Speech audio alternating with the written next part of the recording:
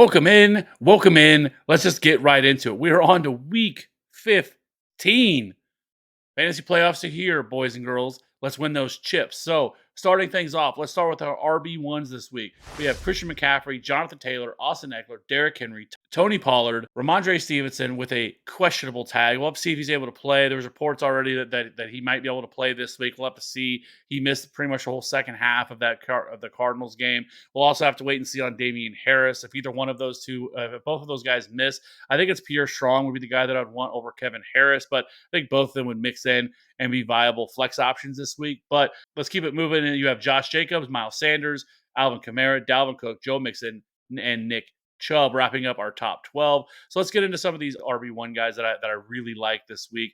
One is Tony Pollard. I feel like I just keep talking about him every week, but he just continues to crush on the season. He's RB7 overall. Over the last 4 games, he's also the RB2 overall. And this week they get a good matchup against Jacksonville. But the crazy thing about Tony Pollard is this year he's done it all on pretty limited touches. 50.7% opportunity share, which is 36th among all running backs. 12.3 carries and 3 targets per game, but he's just incredibly efficient to get to his 16.3 fantasy points per game. He is ninth in yards created per touch, third in breakaway run rate, and first in yards after contact per attempt, and sixth in yards per route run. So he's been very good. Jacksonville allowed the ninth most fantasy points to running backs. They're also 16th in rush DVOA. And over the last 4 games, they have really struggled allowing at least 100 yards to the Titans, Lions, Ravens, and Chiefs. So Tony Pollard, great play this week. And then next up, let's talk about Miles Sanders coming off a very, very good performance last week against the New York Giants. This week, they take on the Chicago Bears. Miles Sanders has pretty much been, a between the tackles type runner. He's not really utilizing the passing game, only 1.6 targets per game, but he is seeing 68% of the opportunities and 16.1 carries per game. He's also 10th in red zone touches, almost 1,100 rushing yards, 74 receiving yards, and 10 touchdowns on the year. So he has not been incredibly efficient, but he hasn't been as efficient as you'd like to see, but he still has been 10th in missed tackles forced and 17th in yards after contact per attempt. This week they take on a Chicago Bears defense that have struggled to stop the run. They are 29th in rush DVOA. They'll have the 6th most rushing yards, 3rd most touchdowns, and the 4th most fantasy points to running back. So very good matchup this week for Miles Sanders. You are starting him with absolute confidence as well against the Chicago Bear defense. So let's keep it moving here. Let's talk about some of our RB2s. We have Saquon Barkley, Isaiah Pacheco, Kenneth Walker, who's also questionable. However, he did get in a limited workload. He got in a limited practice today, so that is a positive sign. They play Thursday night, so we'll have to see on him. If he is out, I am not playing any of the other running backs. Even Kenneth Walker isn't in a great spot this week going against San Francisco. That defense has just been so good. So, anyways, let's keep it moving. Aaron Jones is RB16, followed by Najee Harris, J.K. Dobbins, Travis Etienne, Zonovan Knight, Rashad White, Ezekiel Elliott, James Conner, and Brian Robinson wrapping up our top 24 running backs. So, let's talk about some of these top 24 guys. First up, we have Saquon Barkley. He's just not been very good over really since week 9 or so. He's averaging 3.5 yards per carry since week 9, which ranks 41st out of a possible 50 running backs with 25 or more carries. Also, 22% of his carries have gone for 0 or negative yards over that same time span, which also ranks 41st among a possible 50 running backs. The good news is he just keeps getting fed touches. He's averaging 19.3 carries per game with an 81% opportunity share, which is top 3 among all running backs.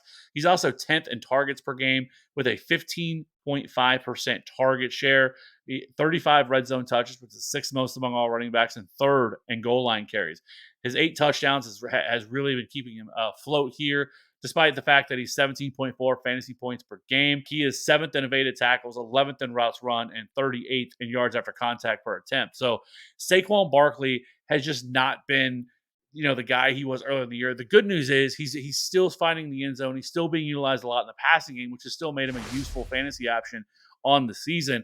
He's not seeing these monster performances where he's seeing, 25, 30 fantasy points, but he's coming in somewhere in that 15 to 20 range almost every single week. So that has been a big positive for Saquon. This week, they get a Washington defense that has been very good against the run. They're 4th in rush DVOA and will have the 6th fewest fantasy points to running backs. However, we have seen this matchup just a couple of weeks ago, week 13. He had 23 touches in that game, 18 carries, 5 receptions, 81 total yards, and a score in that game for 19.1 fantasy points. So if he can come anywhere close to that, we will be very happy this week, especially against a defense like the Washington Commanders. So let's keep it moving. Let's talk about Isaiah Pacheco this week. Great matchup against Houston. Over his last 4 games, he's averaging 16 carries, 1 target, 80.6 rushing yards, and nearly a half a touchdown per game over those 4 games. He's also been the RB10 in fantasy points per game with 13.7. This week they take on Houston, who are 28th in rush DVOA. They allow the most rushing yards and touchdown to running backs, and they've also allowed the second most fantasy points to running backs as well. So very good matchup for Isaiah Pacheco. Should see another probably 15 to 20 touches in this game. Next up, let's talk about Najee Harris this week. 70% opportunity share for him, 14.4 carries, 3.1 targets per game, only 704 rushing yards and 165 receiving yards, but he does have 7 touchdowns and 12.2 fantasy points per game. He hasn't been very efficient, 44th in yards created per touch and 31st in yards per out run. However, the volume has kept him afloat and kind of kept him as like a back end RB2. This is a very good matchup this week against Carolina, who ranked 19th in rush DVOA. They allow the 9th most rushing yards, and they also allow the 9th most fantasy points to running back. So pretty good matchup for Najee Harris. I don't think this is like a smash spot or anything like that. He doesn't have that kind of ceiling this year. But I do think if he can find the end zone, I think projecting him to be a really solid middle of the road RB2 this week, I think is very fair. Next up, let's talk about J.K. Dobbins returning from injury. 15 carries, 120 yards, and a touchdown in his return to the field. It was 18 fantasy points last week. They get a terrific matchup this week with 30th in rush DVOA against Cleveland, and then third most fantasy points to running backs as well for this Cleveland Browns defense. So very, very good matchup for J.K. Dobbins. I think you could probably expect him to see 15 to 18 touches. Yes, guys like Gus Edwards are going to mix in, but J.K. Dobbins looks very good. J.K. Dobbins look very good. We'll have to wait and see what's going to happen with the quarterback position here for them. Is it going to be Lamar Jackson? Is it going to be Huntley? I don't think Jackson's going to play. It's possible Huntley could return, but with concussion, we've seen these guys miss a lot. So we could be all the way down to the third string running back here. So this team's really going to want to run the football and lean on their defense. So J.K. Dobbins could be in for another really big day against a really bad run defense. So next up, let's talk about Travis Etienne. It's really been a shame. After a really strong kind of early to mid part of the season, he has really faded off big time. Since week 9, he ranks 43rd out of possible 45 running backs with a dismal 3.4 yards per carry. He's averaging just 10 fantasy points per game. Despite having a 57% opportunity share, 12.2 carries, 2.8 targets per game, he just hasn't been very good. He's only averaging 12.2 fantasy points per game on the season. But like I said, since week 9, he's only averaging 10 fantasy points per game. Now, this week, they get a matchup that is not very good either for the running game. They face the Dallas Cowboys, who rank 6th in rush DVOA, and they'll have the 5th fewest fantasy points to running backs. However, they do allow the 10th most rushing yards to running back. So it's just not a very good matchup. Travis Etienne, and the shame is they're just not utilizing him in the passing game. It's super frustrating. Only 2.8 targets per game for him. This should be a guy that's seeing 4 to 5 targets per game. It is frustrating that they're not utilizing him in the passing game. I think it would really lift his ceiling up. But right now, in these tougher matchups that they're facing, Travis Etienne is really more of a back-end RB2 than anything. Let's keep it moving here. Let's talk about Zonovan Knight versus Detroit over the last 2 weeks. RB8 for Zonovan Knight, 16 carries, 80.5 rushing yards, 1 touchdown, and he has 3.5 targets per game over that span.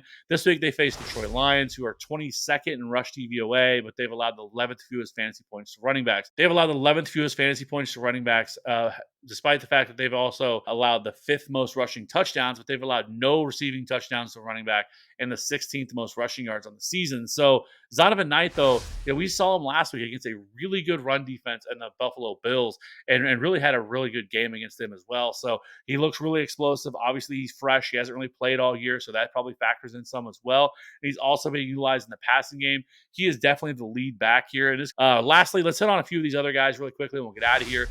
Cam Akers this week, he was really close to being an RB2 for me. 3 touchdowns over his last 3 games, 14 carries per game, and only 1 target per game for Cam Akers. It's a very good matchup against the Green Bay Packers. 32nd in rush DVOA, 3rd most rushing yards, 10th most rushing touchdowns, and they've also allowed the 4th most fantasy points to running back. So very good matchup for Cam Akers, but he's always going to be game script dependent because he's not utilizing the passing game. So as long as this Rams defense can keep them in the game, I think Cam Akers is kind of a sneaky RB2 play this week.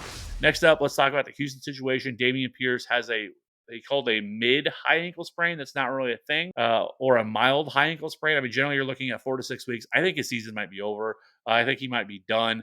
Wrap it up here. There's only 4 weeks left of the year. I don't know why you'd try to rush him back. They're playing for absolutely nothing. I do think the running back to own is probably Dare Ogunbowale.